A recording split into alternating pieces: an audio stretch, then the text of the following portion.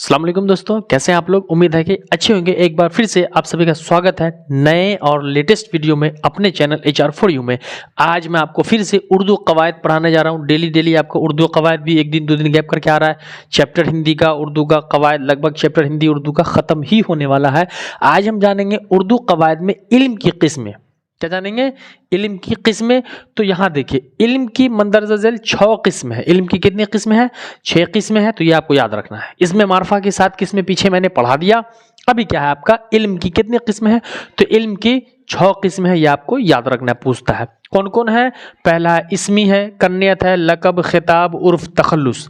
तो फिर सबको हम अलग अलग पढ़ते हैं। पहला आपका कह रहा है इसमी। इसम के माने ही नाम होता है।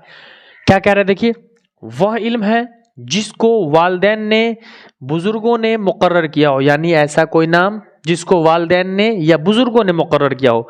तो कोई बच्चा होगा आदमी का तो उसको वालिदैन होंगे। तो वालिदैन जब नाम मुकर्रर करेंगे तो कोई आदमी का नाम हो जाएगा।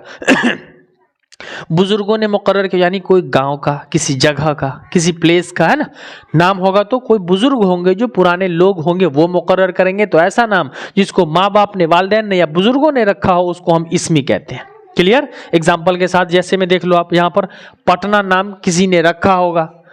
तो पटना नाम लोगों ने, बुजुर्गों ने रखा होगा, क्योंकि पटना का कोई वालिद वालिदैन नहीं होगा। तो पटना, जैसे यहाँ पर आ गया आपको हस्सान आ गया, तो इसका कोई वालिदैन होगा। हिमालय, हिमालय किसी का जगह का नाम है। तो ऐसा कोई नाम जिसको लोगों ने या बुजुर्गों ने रखा, वो पहला आपका इसमी हो गया। क्लियर है? दूसरे पे ध्यान देते हैं।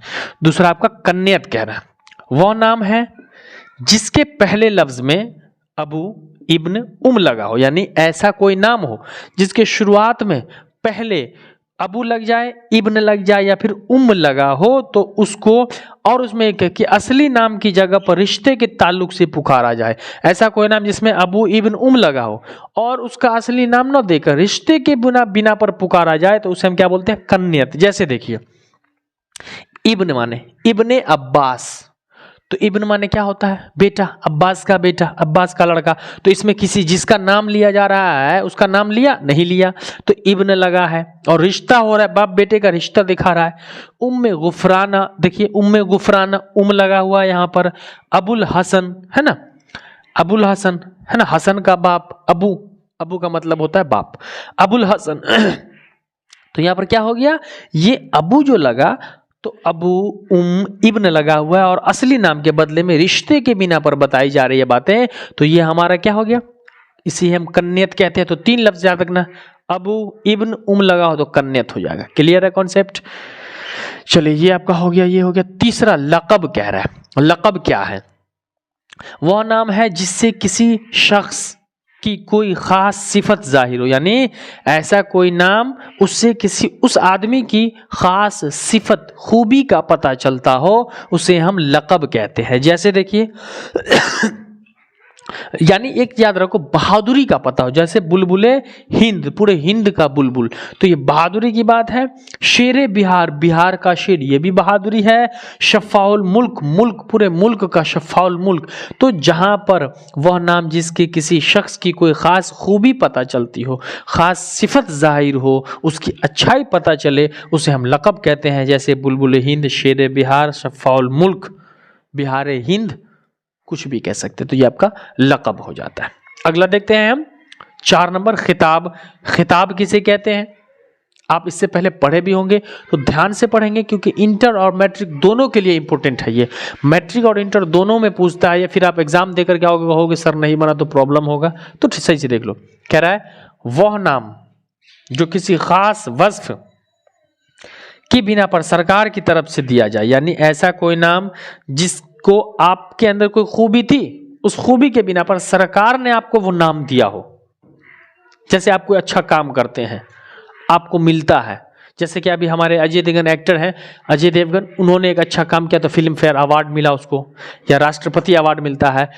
तो खिताब वह नाम जो किसी खास वस्फ के बिना पर सरकार की तरफ से दिया जाए, उसे हम खिताब कहते हैं। जैसे पद्म भूषण, पद्म भूषण सरकार की तरफ से मिलता है।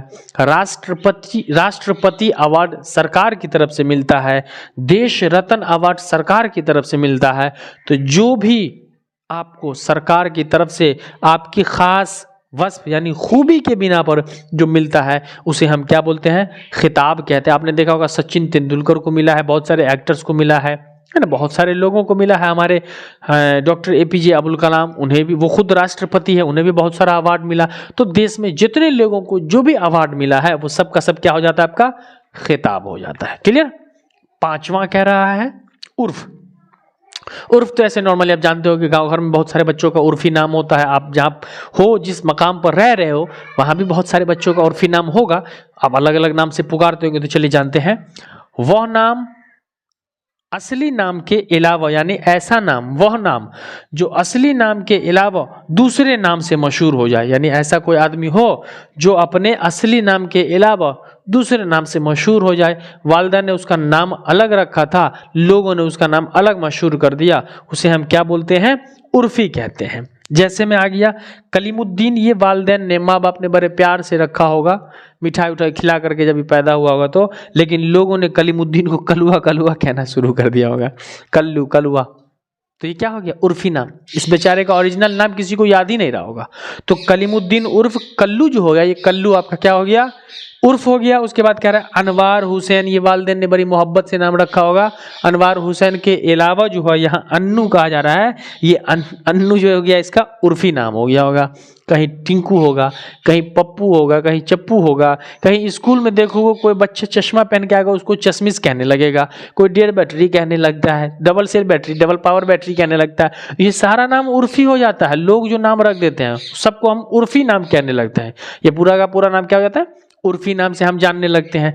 तो ऐसा ही नाम जो असली नाम के अलावा दूसरे नाम से मशहूर हो जाए उसको हम क्या बोलते हैं, कल्लू, सॉरी उर्फ कहते हैं। जैसे कल्लू और अनवार हुसैन उर्फ अन्नू, ये आपका क्या हो गया, उर्फ हो गया। लास्ट आपका तखल्लुस है। ध्यान से देखेंगे, तखल्लुस ज्यादा पूछता है। लास्ट कहा था अंत भला तो जग भला, अंत भला तो सब भला, अंत भला समझ जाइए। तो अगला और आखिरी आपका है तखल्लुस किसे कहते हैं।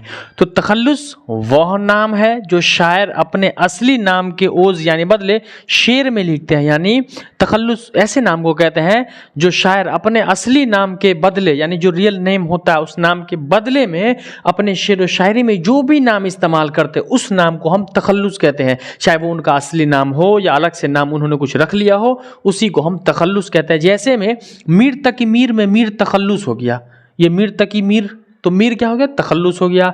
मिर्ज़ा गालिब में गालिब तखल्लुस हो गया। अल्ताफ़ हुसैन हाली में हाली तखल्लुस हो गया। तो इस तरीके से बहुत सारे शायर होते हैं जो अपने आखिरी शेर में, शेर के आखिरी मिसरे में जो लफ्ज़ इस्तेमाल करते हैं, अपने नाम का एक छोटा सा हिस्सा इस्तेमाल करते हैं, उसे हम तखल्लुस कहते हैं। और जिस शेर में तखल्लुस होता है उसी शेर को हम मक्ता कहते हैं। तो ये पूरा का पूरा आपको समझ में आ गया होगा। इसके अलावा किसी में कोई डाउट है, कोई प्रॉब्लम है तो आप कमेंट सेक्शन में पूछेंगे। मुझे लगता है कि आपका उर्दू कवायद धीरे धीरे कंप्लीट हो रहा है। और वीडियो को ज़्यादा से ज़्यादा अपने दोस्तों तक शेयर करें। नए हैं तो चैनल को सब्सक्राइब कर ले, बेल आइकन दबा ले, ताकि वीडियो का नोटिफिकेशन आपको मिलता रहेगा। और मैट्रिक का एग्जाम नज़दीक आ चुका है, इसलिए तैयारी की जी तोड़ तैयारी करें। तो दीजिए अपने हसन सर को इजाज़त। मिलते हैं हम इसी खुशी और मस्ती के साथ। तब तक के लिए जय हिंद, खुदा हाफिज़।